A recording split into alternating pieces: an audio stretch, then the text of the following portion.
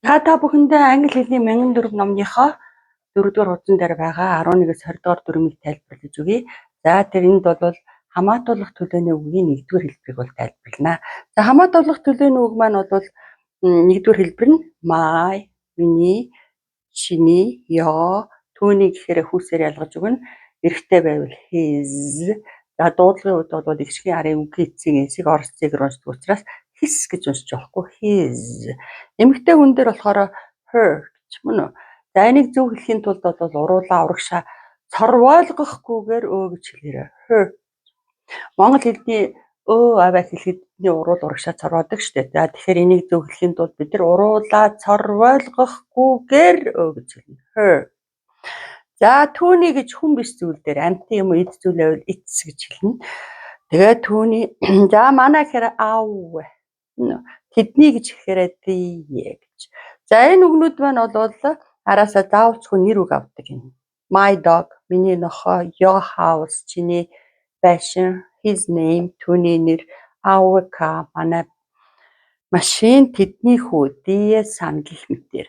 За тэгэхээр энэ маань бол заавал нэр үгтэйгээ хоршиж хэрэглэгддэг байх нь шүү дээ.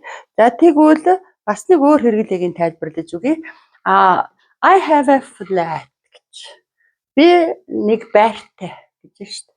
Гэтэл үүнийг бид нар хэлэхдээ I have гэж байгаад хамаатуулах төлөөний үгийн 1-р хэлбэрээ бичээд I гэдгээс чинь my гэдэг чинь бол балж гарна. Араас нь own гэдэг үгээ бичээд тэгээд нэр үгээ бичих юм бол хүнтэй хуваалцаагүй, хүнээс зээлээгүй, чухамхөө өөрийн гэсэн гэдэг санаатай болчдөг учраас би өөрийн гэсэн байртай гэж орчуулбал зохилтойх нь шүү дээ.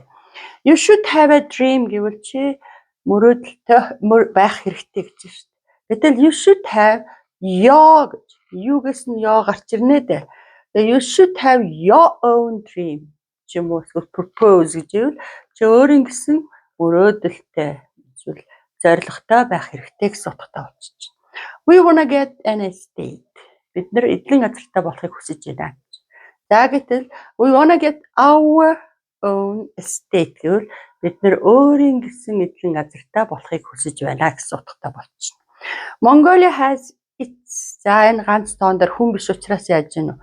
Its гэж хамаатуулаад own гэдгийг бичлээ constitution гэж. Монгол улс өөрийн гэсэн үндсэн хуультай. Зүгээр хуулийг law гэдэг, үндсэн хуулийг constitution гэж хэлдэг байна шүү дээ. За Mongolians гэдэг олон тоон дээр биччихье. За тэгэх юм бол have their own unique traditions. За тэгвэл эн чинь олон тоон дээр байгаа учраас the гэдэг хамаатуулах төлөөний үг тавьсан байх нь байна. За тэгээ монголчууд өөрийн гэсэн өвөрмөц уламжлалуудтай гэж ингэж илэрхийлдэг байх нь шүү дээ. За тэгэхээр одоо миний ихч өөрийн гэсэн хэвлэх үйлдвэртэй гэж ярихад my sister has her own printing house. Харамсалтай нь энэ өөрийн гэсэн агаар жуулагчгүй гэж ярихад unfortunately this room doesn't have its own air condition. Гэх мэтлэнгээр ярьдаг хүн шүү дээ.